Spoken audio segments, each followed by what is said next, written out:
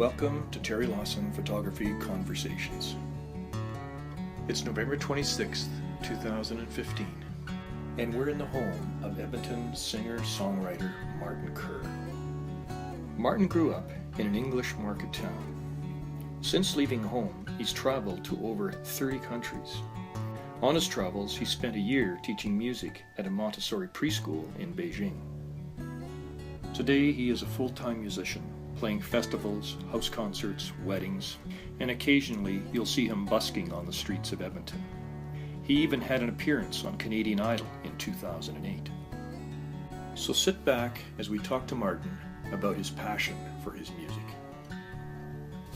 So welcome to Conversations. Thanks, Terry. So I'd like to start, first of all, by getting you to talk about where you came from. Sure. In your early days and to where you are right now. Well, I'm an Englishman, as you can probably tell from my accent, though my parents would kill me for saying that because they're both Scottish. But, they moved to England right before I was born. So it's safest to say that I'm British. Grew up in a very small town, well, small by English standards anyway, called Oakham in the middle of England. And, it's kind of a rolling hills and countryside kind of place. But there was a lot of musical influence in my upbringing.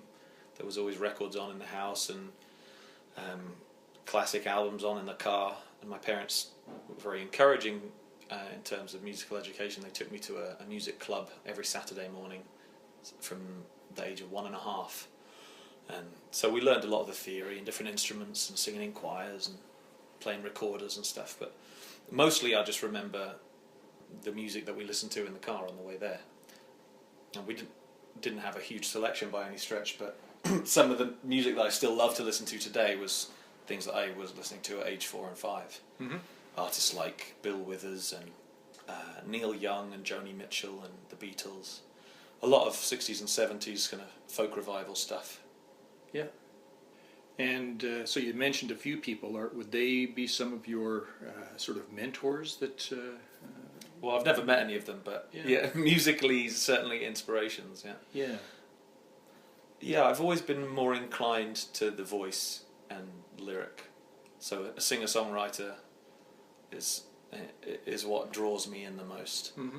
I'm not so interested in the mechanics of music and the fancy instrumentation or instrumental songs or dance music and stuff. All of those things are interesting. Right. But in the end, it's a melody and a lyric that draws me in. So, even like amazing gymnastic singers like Mariah Carey or somebody, it's an interesting spectacle to listen to something like that for a short time. But it doesn't draw me in emotionally because it's more about what you can do with your voice rather than what you can say with the song. Yeah. So you would in your music today, most of the music you do is based on your voice. Yes, and again, not my voice as an instrument so much as my voice as a medium of communication, of emotional communication. Mm-hmm. Mm-hmm. Now, you must have, over time, how long have you actually been playing music? Well, I did various instruments in primary school. One of the cool things about growing up at that time in Britain was that music lessons were free. Mm-hmm. Not only did you get a weekly lesson with a teacher in a group of 1 or 2, but you got to miss regular class to do it. So, your teacher would arrive and would call you out of class, and you get to skip doing the math problems or the English exercises to go and play your recorder or your cello. I did recorder, cello, piano, oboe, clarinet, and I never kept any of them up very long because in the end I wasn't that interested in music for its own sake. It was always about songs for me. Right. And so when did you pick up the guitar? When did that happen? When I was 13, so I think that's quite a common age for people to start really getting deep into music. For me, being a young kid in the 50s, the accordion was the instrument, right? Nice. All of us learned how to play the accordion. Really? And everybody did, and it almost killed the accordion. because we didn't like to play it. And so, the problem I had was I had a very strict instructor, and what was written on the page is what we're going to play. And that was very frustrating for me. Yes. Because I couldn't express myself with my Absolutely. instrument. I felt so much the same. Yeah. I would always memorize the piece by ear and then play it. Yeah. Instead of trying to read the music, because that just frustrated me. I did exactly the same thing. And so that became very frustrating, and that's why I stopped doing that, because I just didn't enjoy it. And just not very much longer after that, when I was in my teens, I decided that I wanted to play guitar, similar to what you did. Cool. Yeah, it was actually my sister who had gotten bored of playing the flute, decided to sell her flute. She's 2 years older than me, 3 years older. Sold her flute to buy a guitar, and then she gave up the guitar after 2 weeks of trying. So I inherited it. Yeah. And, my first guitar was bought at Zeller's. It was a Suzuki guitar. Uh-huh. With strings about an inch and a half off of the fretboard, right? Yeah, so impossible to play. Pretty well, yeah. That was certainly a challenge to learn how to play on that. I've still got it, but it's in really bad shape. And, but it's just sort of nostalgic to look at the axe hole in the side and from camping and that sort of thing. So now the guitar you played. Right now I'm playing a Taylor. Mm-hmm. And I should ask them for an endorsement or something, because I play in front of a lot of people. But I've played a number of different kinds of guitars, and I've always stuck with the acoustic. I do have a Fender Telecaster electric as well, but I very rarely play it. Yeah. So I'm mostly on my Taylor. It's called a 414CE. Mm-hmm. So it has the electronics built in and a cutaway to reach the high notes. Yeah. But no, I just find the Taylors are very well made, and the neck feels very smooth under the fingers. Mm-hmm. And there's kind of an even sound whether you're strumming or picking. It stays bright and rich all over the fretboard, which is nice. So now that you've been playing for a while, are there any sort of special memories that you have? Are highlights? Highlights of my career? Yeah. Wow. That's tricky. To be honest, the recurring highlight is just whenever somebody comes up to me after a show and tells me that they were moved by the performance. Sometimes you have a conversation with somebody afterwards, and you can see from their face and hear from their voice that it really touched their heart. Mm-hmm. And for me, that's what got me into music, was feeling that way myself. Yeah. And to know that I'm passing on that flame is what it's all about. And it doesn't matter where it happens, whether it's on a street corner or a massive concert hall. Yeah. The feeling is the same, really. And isn't that what an artist strives for? I think so. Yeah. I mean, you're giving what is inside of you to them. Yeah. And for them to connect with that, that's pretty special. Absolutely. It's very special. And I find it's more special when it's somebody new. Yeah. When they haven't heard you before. Right? Yeah. Because, in the traditional model of being a touring musician or a professional musician, you build up a fan base, and that fan base follows you around. Mm-hmm. And they listen to all your albums cover to cover and sing along with all the songs. That kind of relationship is amazing, and it would probably be awesome to have that one day too. But at the moment, I just try to bring music to people instead of expecting them to come to me. Mm-hmm. So I love playing for audiences of different ages and backgrounds, and if I can play for a brand new audience and silence the room, or get a standing ovation, or get a lineup of people afterwards wanting to tell me how it touched their heart, that's really thrilling for me. Yeah, and I think again, certainly as a professional musician or professional artist, sometimes your thanks for what you do is monetary, right? Mm-hmm. But I think for most artists, it is that satisfaction of that connection with the people that they're sharing their love with, right? Yes, absolutely. That's the important part. Now, do you write your own songs? I do. but then I don't just play my own songs. In fact, I play a lot of covers. Yeah. And for me, starting to play guitar and sing and write songs all started with learning other people's songs. Right. And that was what I loved about picking up the guitar, was that I could play a song that I already loved and already knew, and could sing along with it. And actually that was the trickiest part of getting started, was learning to play and sing at the same time. It took me a few weeks to get over that hump. But that was the whole point for me, was that I wanted to be able to sing for people and write songs. Yeah. So, yeah, there is something special about sharing your own song with somebody. Yeah. But it's also special in a different way to have a shared experience of a song that you already both love, especially with a new audience. Mm-hmm. It's a way to build relationship with them. If you play a song that they know and you both love, and you maybe give it your own little flavour, it just creates a rapport between you and the audience. And then it's not about you having something to say. It's about enjoying music together. That's right. Yeah. How did you feel the first time that you shared one of your songs with? Oh, nervous as hell. First song I wrote that I performed in public was called 60 Miles Too Far Northeast.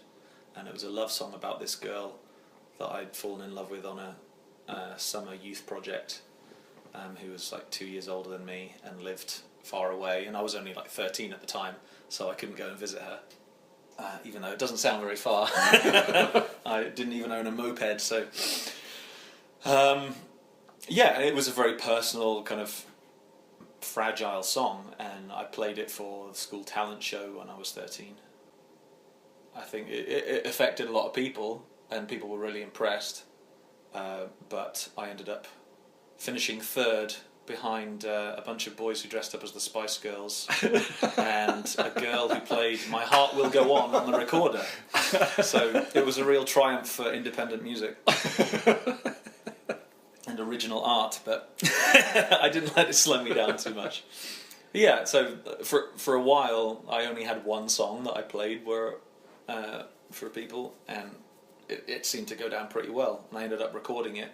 And there was a good friend of the family who I'm actually named after, called Martin Newman, who was a singer-songwriter and struggling quite a bit. He ended up sleeping on our living room floor and living with us for a few months. Wow. And during that time we became good friends, and he helped me with my guitar and songwriting, and we made an album together. Oh, wow. Of just that one song that I'd written, and then 9 of his songs. Mm-hmm. He played guitar and did the arrangements, and I sang the lead vocals. So at age 13, 14, to have that experience of professional recording, and it wasn't a fancy studio, but it was a proper recording studio, and releasing an album. This was in 97, I think, when it was still quite a rare thing for somebody to have their own CD out. So my friends at school were quite impressed. And we did a couple of gigs around the country. I got a band together, called ourselves Embryonic, and we played some gigs in London and rented a bus to take my school friends down, which was a bit of a scandal because they were all drinking in this pub at like age of 15. It was interesting. So I had kind of an early exposure to the music scene and trying to crack it as a independent band / artist. Yeah. I'm not sure where we started on that question. How are you feeling about where you are right now with your music? How am I feeling about it? I feel very lucky that I'm making a living and able to support my family through music. Yeah. And that I don't have to be on the road all the time. Mm-hmm. And I think that's one of the many good things about the fact that I'm comfortable and happy playing a lot of covers, is that I'm able to play a lot of different kinds of gigs. It's not just the folk clubs and the kind of songwriter stages that I can play. I can play corporate events and charity events and stuff for the city and the province. Yeah. So and that stuff tends to pay better too. Mm-hmm. So I enjoy doing those gigs. Sometimes, not always, sometimes it's a little soul destroying playing for a room full of people who aren't listening. But then at least you're getting paid to practice, so that's right. I feel pretty good about that too. Yeah. And then it gives me the freedom to get paid a bit less for some of the gigs that I really want to do.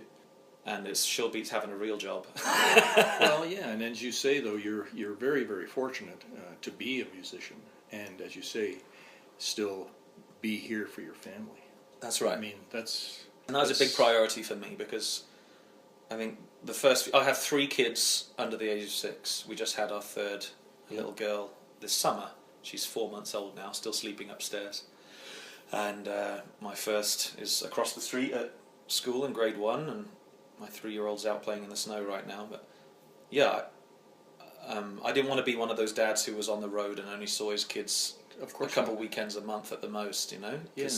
I mean, maybe later in life they won't want to spend so much time with me, and I'll have the freedom to do that, or even take 1 or 2 of them with me. Mm-hmm. But right now, while they're very young, I want them to know that I'm there for them, and I want to enjoy seeing them grow up. Because it happens so fast. That's right. It happens really fast. And so you're in a good place right now. Do you think about the future as far as your music is concerned? I don't have a solid plan, but I've got some ideas about the future, and yeah, it would be nice. I love to travel, and I used to do a lot of travelling, and I found that being able to play and sing made travelling a lot easier. It was easy to make friends, it was easy to find places to stay and earn a little bit of money on the road, even though at that time I didn't consider myself a professional musician. And I'd like to start touring and travelling with my music again in the future when the kids are a little bit older. Yeah. And to have some kind of impact in mainstream music.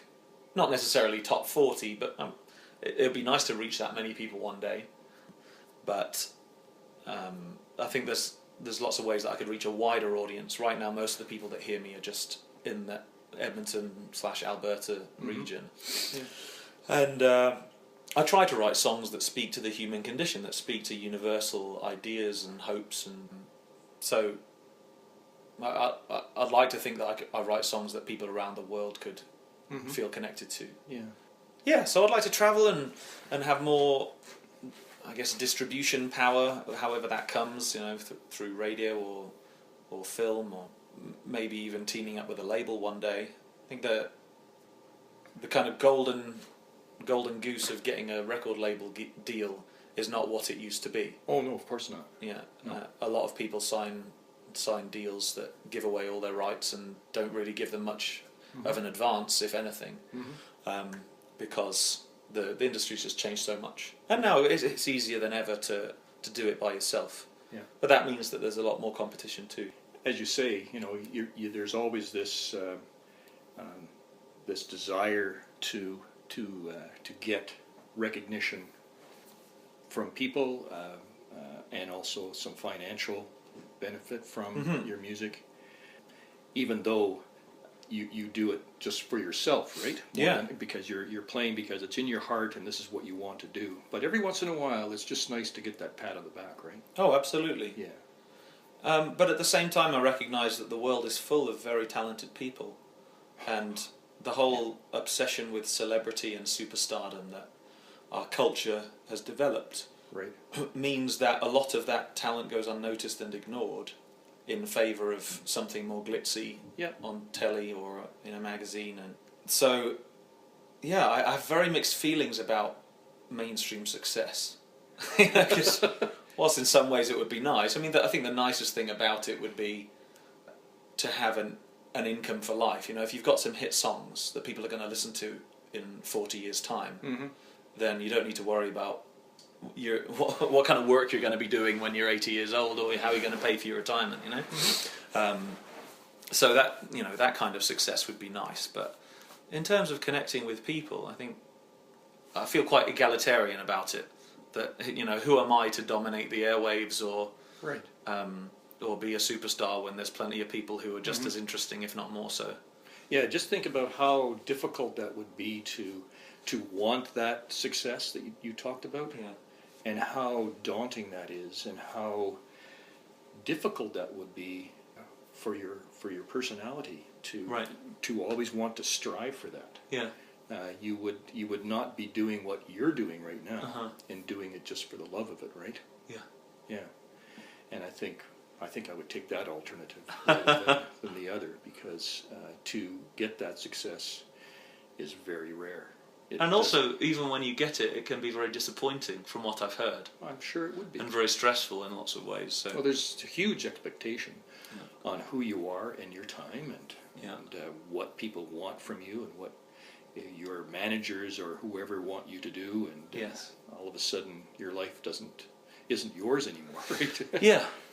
So yeah, I'm pretty happy with where I'm at the moment, able to make a living comfortably and still call the shots in my career and have time with my family. Yeah.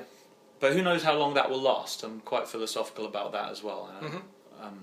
Things could change at any time, but I'm pretty confident that I could turn my hand to something else if I had to.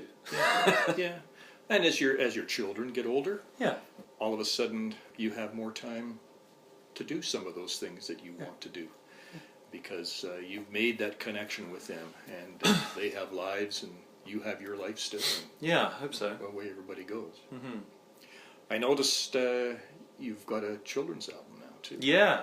It's very interesting. Well, one of the bits of my story that we skipped over was that when I finished high school, actually the day after I finished high school in England, my parents sold our house and moved to China. They wanted a clean break and a fresh start. That's quite a change. Yeah, yeah. My dad had been going out there for several years and had fallen in love with the place, and finally persuaded my mum to take the leap with him. Mm-hmm. So they moved out there to be teachers. My dad's now a prof at University of Macau teaching business. They're based right on the south coast of China in Macau. And I went out with them for a few months to check it out, and continued on a round-the-world trip for a few months after that. And eventually decided that I fancied settling in China myself, but I went to the other end of the country in Beijing, which is very different culturally. Yeah, it's like 1,000 miles away. Speak a different language and different climate. And I went there because it's a good place to learn Chinese. That's where they speak the standard Chinese, Mandarin, or Putonghua, which means kind of standard speech. So I studied for just 6 months at a university there and picked up the basics of Chinese, and then got a job teaching at a international Montessori school. And it was a brand new school, and I was the only teacher, and I was 19 years old, and I only had 2 weeks of training. Oh my goodness. So I was kind of thrown into this brand new school with a bunch of kids that, they're like 3, 4 and 5 year olds who had no experience of school, and I was a bit out of my depth. No kidding. So it was probably the first time in my life that I really failed spectacularly at something. So it hit me quite hard, and they ended up bringing in somebody experienced and properly trained, and I became the assistant. And there wasn't actually that much for me to do, because they had an assistant for me as well, so I was like the second assistant. So I became the music teacher, basically, and started writing songs for the kids. And they were very keen on character education there, and were developing their own character education program called Virtues in Us. So I wrote 19 songs, each based on one of the virtues for this program. Okay. So there's a song for courage, a song for cleanliness, a song for compassion, and some that don't begin with C. Peacefulness and helpfulness. And they're directed at 3 to 6 year olds. So that was an interesting challenge for me, because I'd always been writing for people my own age or older. It was quite freeing, really, because you don't have to impress them. 3-year-olds don't know about things being cool. That's great. That's great. But they want to have fun, and they want to be able to sing along. So I got to experiment with lots of different styles of music, like throw in some reggae beats or some, trying strange instruments that I'd never played before in the studio. And so we got a really eclectic mix of styles on the album that's quite fun. Yeah, I found that I could write a song in half an hour, or even less. Basically, I was working with this producer who only spoke a few words of English, and my Chinese really wasn't that good. I mean, the basics were fine, but I couldn't talk about music production. So it was just in his little home studio in his bedroom, and I would come and play him a song that I'd written, and then he would build the track on his computer with MIDI instruments. So he'd build the drums and the bass and a couple of other instruments, maybe a piano. And then I'd come in. So while he was doing that, I'd go and write the next song in the next room. And so when he was done, I would come and sing the vocals on top, and we'd mix it, and then we'd record the next song. So it was quite a little production line going back and forth. No kidding. And we knocked out this album of 19 songs in a week, writing and recording it. Wow. so that was really fun, and I just re-released it because it was only ever released in China, and they actually translated and re-recorded the whole album in Chinese as well. Oh wow! And So these are the songs that you wrote back when you were 19 on this album. it was actually a few years after. Some of them I wrote at the time when I was teaching there, and some of them I wrote when I went back. Okay. They invited me back to record an album. So yeah, I was quite young at the time, but they were pretty simple songs. Yeah. And I had some help from a co-writer as well. So it was an interesting collaboration because usually I just do everything myself. Yeah. Oh, that's really neat. Yeah. I like that. That it's from that time and it's being released now. And with children's music, people are quite forgiving. Like they don't care if it's a MIDI trumpet instead of a real trumpet. Because it's not about being cool. Yeah. What about the critics that live in the house? The kids. The kids love it. Is that right? Yeah, Oh, they really like it. They don't like it when I actually sing them, but they like listening to the CD. I'm not allowed to sing at home. What the heck If they is catch that me, all stop about? singing, Daddy. You're not allowed to sing here, only at work. I think because I'm not paying enough attention to them, that's the problem. So you must have a website Yeah. that people can follow you along on and find out Yeah. when you're performing. Oh, just to finish telling you about the children's album, the reason I re-released it now was because it had never been released in North America, and it was quite hard to sell. I only had a few copies of this double album, half of which was Chinese. So I ended up being booked for the St. Albert Children's Festival this year, and I didn't have a children's album to promote there, so I released a selection of these songs just in English with some new artwork that I commissioned from a local cartoonist. Yeah. And we called the album "Come Along and Join Us." Yeah. So that's been doing pretty well, and you can get it on the website, which is martinkermusic.com. Mm-hmm. Well, Martin, this has been fun. Thank you, Terry. I've enjoyed talking with you and learning a bit more about you. Thank you. So thanks for taking some time. It's been really neat sitting here in your living room with the sun shining in and the blue sky out there on this cool winter's morning. So Yeah. again, thanks. Thanks for having me. Cheers, Terry. You have been listening to Terry Lawson Photography Conversations. I hope you can join me next time when I'll be talking to another passionate artist.